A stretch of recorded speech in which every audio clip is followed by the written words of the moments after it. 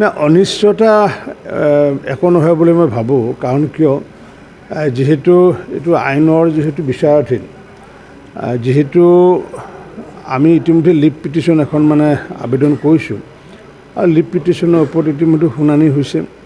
শুনানি হোৱাৰ পিছত পুনৰ আজি 10 তাৰিখে পুনৰ আজি শুনানি হোৱা কথা আৰু শুনানি হোৱাৰ পিছত মই আশাবাদী নিশ্চিত ওপৰত আমি যিসমূহ পঞ্চায়তত তেনেকুৱাকৈ বিসংগতি আছে বুলি ন্যায়ালয়ে যদি অনুভৱ কৰে, তেতিয়াহ'লে সেইকেইখন পঞ্চায়তক বাদ দি পেলাই নিৰ্বাচনটো অনুষ্ঠিত কৰিব দিব লাগে বুলি আমি অনুৰোধ জনাইছোঁ।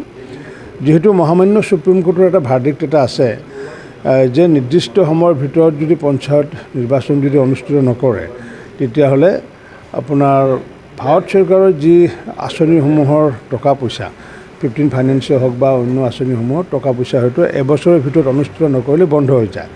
গতিকে আমি সেইকাৰণে in interest of the public of Assam, particularly rural public, আমি এইটো আশা ৰাখিছোঁ যে আমি পঞ্চায়ত নিৰ্বাচনটো অনুষ্ঠিত কৰিব লাগে সোনকালে, যাতে আমি গ্ৰাম্য অঞ্চলৰ ৰাইজৰ আমি আগন্তুক দিনত বিভিন্ন আঁচনিৰে আমি সকাহ দিব পাৰোঁ।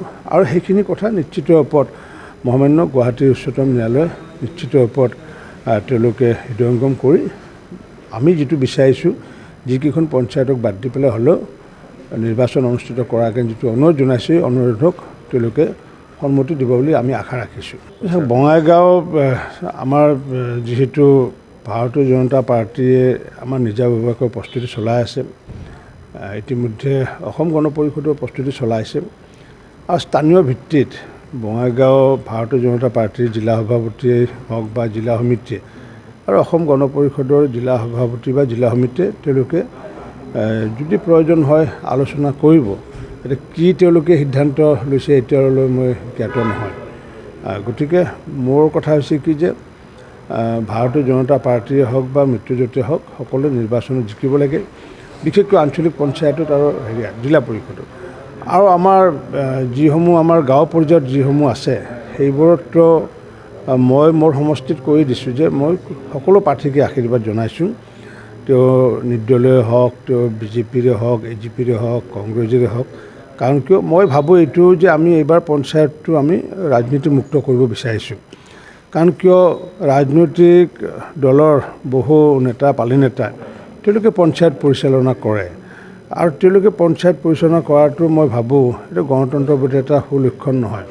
গতিকে গাঁৱৰ মানুহে পঞ্চায়ত যাতে চলাব পাৰে তাৰ কাৰণে আমি ৰাজনীতিমুক্ত কৰিছোঁ। আমাৰ কোনো প্ৰতীক তাতে আমি দিব খোজা নাই আৰু সেইকাৰণে আমি কেম্পেইনো নকৰোঁ। মই মোৰ সমষ্টিত তেওঁ বিজেপিৰ যি পৰ্যায়ৰ নেতা নহওক কিয় তেওঁ নিৰ্বাচন খেলিলে তেওঁ নিৰ্দলীয় হৈ খেলিব লাগিব। তেওঁৰ হৈ পেলাই একাষাৰো মই নকওঁ বা তেওঁৰ বিৰুদ্ধে কাৰোবাৰ বিৰুদ্ধেও মই নকওঁ। আৰু 100% ৰাজনীতিমুক্ত মই বজালিত নিৰ্বাচন হোৱাটো বিচাৰিছোঁ। ঠিক তেনেকুৱাকৈ মই ভাবোঁ অসমতো সকলোৱে যে পঞ্চায়ত পৰ্যায়ত অন্তত ৰাজনীতিমুক্ত পঞ্চায়ত হোৱাটো কামনা কৰিব লাগে। কাৰণ গ্ৰাম্য ৰাইজে তেতিয়াহে নিশ্চিত ওপৰত নিজৰ মানুহ তেওঁলোকে পঠাব পাৰিব। কাৰণ বহু ক্ষেত্ৰত দেখিছোঁ যে ৰিটায়াৰমেণ্ট হৈ আহে, তেওঁ বেচেৰা চিনাকি নাথাকে পাৰ্টীৰ লগত আৰু ৰাইজে তেওঁক কয় ইলেকশ্যনত অংশগ্ৰহণ কৰাৰ কাৰণে, কিন্তু পাৰ্টীয়ে তেওঁক এমব্লেম নিদিয়ে, যাৰ কাৰণে তেওঁ কি হয় নিৰ্বাচনত অংশগ্ৰহণ কৰিব নোৱাৰে। যাৰ কাৰণে কোনোবা এটা নেতা পালি নেতা নিৰ্বাচনত জয় হৈ আহে, জয় হৈ অহাৰ পিছত পাৰ্টীয়ে যি কয় তাকে কাম কৰে, গাঁৱৰ মানুহৰ লগত সোধা পোছাৰে কাম নকৰে। সেইকাৰণে এইবাৰৰ নিৰ্বাচনটো আমি ৰাজনীতিমুক্ত কৰিব বিচাৰিছোঁ পঞ্চায়তৰ ক্ষেত্ৰত। এই বিষয়টো লৈ পেলাই মুখ্যমন্ত্ৰী ডাঙৰীয়াই তদাৰক কৰি আছে। আমাৰ কৌশিক ৰায় ডাঙৰীয়া তাতে লাগি চাগি আছে। গতিকে তেওঁ মুখ্যমন্ত্ৰী ডাঙৰীয়াই হওক বা গৃহমন্ত্ৰীয়ে হওক বা আমাৰ খনি বিভাগৰ মন্ত্ৰীয়ে এই বিষয়টো লৈ পেলাই প্ৰতিক্ৰিয়া ব্যক্ত কৰিব। প্ৰচেষ্টা অব্যাহত আছে। কাৰণ কিয় বাতৰি কাকতত দেখিছোঁ যে ভাৰতৰ বিভিন্ন প্ৰান্তৰ পৰা সঁজুলি আজি আনিছে উদ্ধাৰৰ কাৰণে, নেভিকে হওক বা ইণ্ডিয়ান আৰ্মি হওক। প্ৰচেষ্টা অব্যাহত আছে, আশা ৰাখিছোঁ উদ্ধাৰ কৰিব পাৰিব। এইটো বিষয়টো যিহেতু মোৰ এখতিয়াৰৰ বিষয় নহয়, মই তাত গাৰ্জেন মিনিষ্টাৰ নহয়, মই যিহেতু বঙাইগাঁৱৰ গাৰ্জেন মিনিষ্টাৰ। ইয়াত বঙাইগাঁৱত যদি ঘটনাটো হ'লহেঁতেন তেতিয়া মই ব্যক্ত কৰিলোহেঁতেন। যিহেতু মই গাৰ্জেন মিনিষ্টাৰ, বিশেষকৈ মই লাগি আছোঁ আমাৰ অসম সাহিত্য সভাৰ পাঠশালাত এইবাৰ অধিৱেশন হ'ব আৰু সেই অধিৱেশন 31 জানুৱাৰীৰ পৰা আমাৰ 4 ফেব্ৰুৱাৰীলৈ চলিব। সেইখন অধিৱেশন এইবাৰ সৰ্বাংগ সুন্দৰ কৰাৰ কাৰণে ব্যৱস্থা কৰিছোঁ। কাৰণ পোনপ্ৰথমবাৰৰ বাবে তাত আমি বিজ্ঞান মেলাৰ আমি সংযোজন ঘটাইছোঁ আৰু যি বিজ্ঞান মেলাত নেকি আমাৰ ইণ্ডিয়ান ৰেলৱে, আমাৰ পেট্ৰলিয়াম বিভাগে হওক বা ministry of defence, Bhabha atomic research centre, ISRO, ASTEC, regional science centre, national science centre, IIT Guwahati, IIT Kharagpur, ঠিক তেনেকুৱাকৈ আমাৰ তেজপুৰ ইউনিভাৰ্চিটি, তেনেকুৱাকৈ বিজ্ঞানৰ এক মেলা অনুষ্ঠিত হ'ব, য'ত নেকি 500 কোটি টকাতকৈ বেছি সামগ্ৰী তাত ডিছপ্লে কৰা হ'ব। আৰু এইটো অসমৰ এইবাৰ অন্যতম সংযোজন হ'ব। আৰু ইয়াতে যি মিনিষ্ট্ৰি অফ ডিফেন্সৰ একেবাৰে যিমান ৱেপন আছে, সৰুৰ পৰা ডাঙৰৰ পৰা ৱেপন, মৰ্টাৰৰ পৰা আদি কৰি জাহাজৰ পৰা আদি কৰি সমগ্ৰ ৱেপনসমূহ তেওঁলোকে ডিছপ্লে কৰিব। আৰু সেইখিনিৰ কাৰণে ডেমনষ্ট্ৰেটৰ কাৰণে তেওঁলোকে 30জন সেনাৰ বিষয়া নিয়োগ কৰিছে, তেওঁলোকে মানে ডেমনষ্ট্ৰেট কৰিব। গতিকে সেইখন এখন সুন্দৰকৈ যাতে সমাপন হয়, তাৰ কাৰণে মই বঙাইগাঁও জিলাবাসী ৰাইজকো নিমন্ত্ৰণ জনাইছোঁ চোৱাৰ কাৰণে। কাৰণ কিয় সেইখন এটা চাবলগীয়া হ'ব।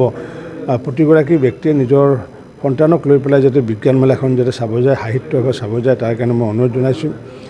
আৰু লগতে আজি আমাৰ কাৰণে, যোৱাকালি আমাৰ কাৰণে এটা ভাল খবৰ যে বিশ্বভাৰতী যি আমাৰ আছে বিশ্ববিদ্যালয়, বিশ্বভাৰতীত আমি প্ৰথমবাৰৰ বাবে যোৱাকালি যি অসমীয়া বিভাগটো পূৰ্ণাংগ বিভাগ হিচাপে যি স্বীকৃতি পাইছে, UGC যি স্বীকৃতি দিলে, তাৰ কাৰণে মই বিশেষকৈ ডক্টৰ সংগীতা শইকীয়া তথা অধ্যাপিকা, তেখেতক মই আন্তৰিক ধন্যবাদ জনাইছোঁ। কাৰণ কিয় তেখেতৰ নিৰলস প্ৰচেষ্টাৰ ফলস্বৰূপে তাত বিশ্বভাৰতীত একমাত্ৰ এগৰাকী তেখেতে কৰ্মৰত হৈ আছিলে, পূৰ্ণাংগৰ ওপৰত তাত ডিপাৰ্টমেণ্ট এটা নাছিলে।